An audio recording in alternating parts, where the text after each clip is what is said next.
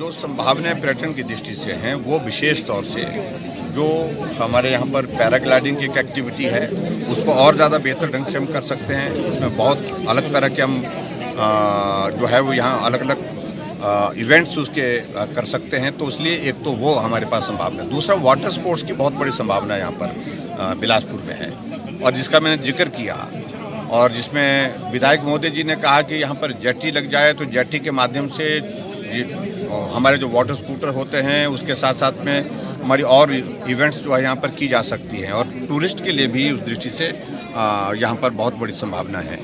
तो मैं एक ही बात कह रहा था कि हमारा एडीबी का प्रोजेक्ट जो आया है और उसमें ट्रांच 1 में या ट्रांच 2 में ये प्रोविज़न उसमें हम शामिल करेंगे कि बिलासपुर में वाटर स्पोर्ट्स को प्रोत्साहित करने की दृष्टि से हम टूरिज़्म को भी साथ में लेते हुए उसमें किस प्रकार से पर्यटन को बढ़ावा दे सकते हैं। तो उस बात को लेकर के हमने कहा है कि इस सारी चीज़ को इसकी डीपीआर बनाएंगे, डीपीआर बनाने के बाद उस दृष्टि से आगे बढ़ाएंगे। सर, बिलासपुर को आपने जहाँ पे यहाँ बिलासपुर एक हमारा बहुत महत्वपूर्ण जिला है और इस जिले से और इस विधानसभा क्षेत्र से हमारी पार्टी के राष्ट्रीय अध्यक्ष जगत प्रकाश नड्डा जी वर्षों तक इसका प्रतिनिधित्व करते रहे हैं। बहुत सारे विकास कार्य उस दौरान भी हुए हैं, लेकिन उसके साथ साथ में जहाँ लंबे अंतराल के बाद एक सार्वजनिक सभा जहाँ हमने आयोजित की उसमें बहुत सारे उद्घाटन और शिलान्यास यानी कि लगभग 210 करोड़ के उद्घाटन और शिलान्यास एक स्थान पर हमने एक वक्त में किए हैं। तो स्वाभाविक रूप से कुछ मांगों को लेकर के भी यहाँ पर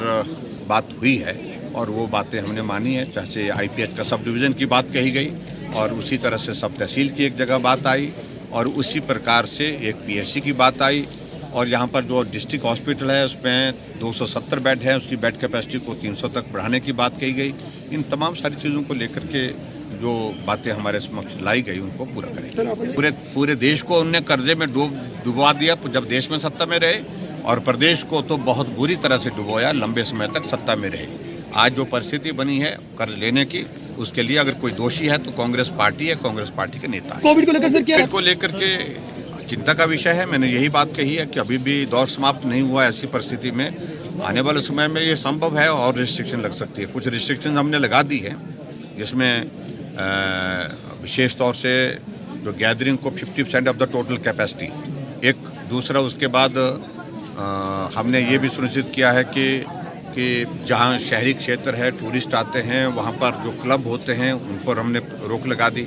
मंदिरों में जो हमारे लंगर का आयोजन होते हैं, दर्शन चलते रहेंगे, लेकिन लंगर का आयोजन उसमें नहीं होगा।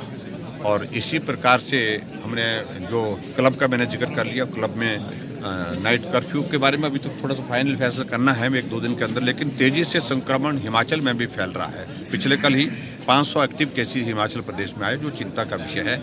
हमारी तैयारी है उस सारी चीज़ को का सामना करने के लिए, लेकिन फिर भी लोगों से मेरा यही निवेदन है कि हम सावधानी के साथ काम करें। हमने हिमाचल प्रदेश में बहुत सारी चीज़ों को किया है। एक तो जो टूरिस्ट खुद भी रिस्पॉन्सिबिलिटी इसमें रिस्पॉन्सिबल नागरिक होने के नाते जिम्मेवारी समझें और सोशल डिस्टेंसिंग, मास्क पहनना, इन बातों को लेकर के वो भी तय करें। और उसके अतिरिक्त दूसरा विषय जो हमने जो होटलियर एसोसिएशंस हैं उन सब से भी बात की है, होटल वालों से भी बात की है कि बिल्कुल सुनिश्चित करें कोविड प्रोटोकॉल का पालन।